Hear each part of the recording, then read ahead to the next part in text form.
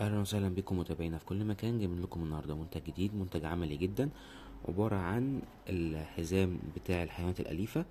وفي أدوات تانية كتيرة متعددة زي مثلا الطبق، وفي كمان ازازة مية، وفي كمان جراب كده أو مكان تقدر تشيل فيه كيس أو مناديل مثلا. تمام، هنشوف كده، هنفتحه مع بعض ونشوفه. هو هنا في مقبض من البلاستيك المقوى، هنا في زي مكان تقدر تشيل فيه اكياس او مناديل، وهنا في زمزمية يعني بتشيل فيها مية. تمام، وهنا في اي شيالة او مقبض او مكان تقدر تعلق فيه شنط مثلا او اكياس. تمام، بالاضافة الى ان الغطا ده بتاع المية الداخلية، والحزام والطبق لو انت عايز تحط له مثلا المية في طبق او شوية اكل مثلا في الطبق. هنفتح دلوقتي نتفرج مع بعض. هو بيجي في العلبة دي كده، وده ايه الحاجة نفسها. هو بيبقى بالمنظر ده كده وانت بتمسكه كده. نفتح طبعا الحزام بتاعه. الحزام بتاعه طوله 1.20 سنتي. القفل بتاعه قوي. تمام، هو ده الماسك او الحامل. طيب الزمزمية بتاعته فين؟ هي الزمزمية بتاعته بتبقى هنا. بنفتح هنا كده، ده مكان الزمزمية بتاعت المية.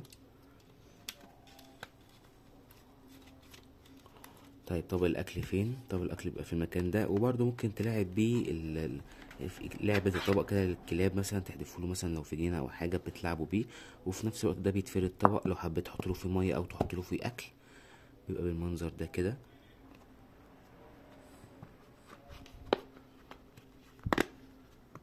وبيتطبق تاني. هو سيليكون والخامة بتاعته قوية اوي وناشفة، وبيتركب في المكان ده وما بيقعش من مكانه، يعني ثابت. تمام، دي الخطاف او المشبك اللي ممكن تعلق فيه شنط وانت ماشي وشايل ماسك الكلب مثلا او القطة. ومن المكان دوت بتقدر تفتحه كده، بتلاقي جواه كيس، وممكن برضه تسحب الكيس من الجنب ده كده، او مثلا تسحب مناديل لو انت عايز تستخدم اي حاجة. والكيس مثلا لفضلات الكلب، ادي الكيس اهو. تقدر تفتحه وتستخدمه في اي حاجة مثلا. وده مخزن صغير ليه.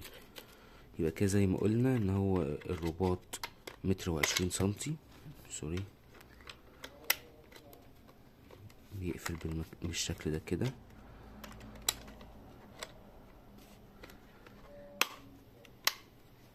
تمام، ده الرباط بتاعه، والرباط بتاعه قوي كده، خامة عاملة زي الجنس او القيش، قوية جدا. المية او الزمزمية، المكان اللي بنخرج منه الاكياس او المناديل، المخزن بتاع الاكياس او المناديل، والطبق. والبلاستيك بتاعه بلاستيك مقوى، قوي جدا. متنساش تعمل لايك للفيديو، متابعة للقناة عشان تشوف كل جديد.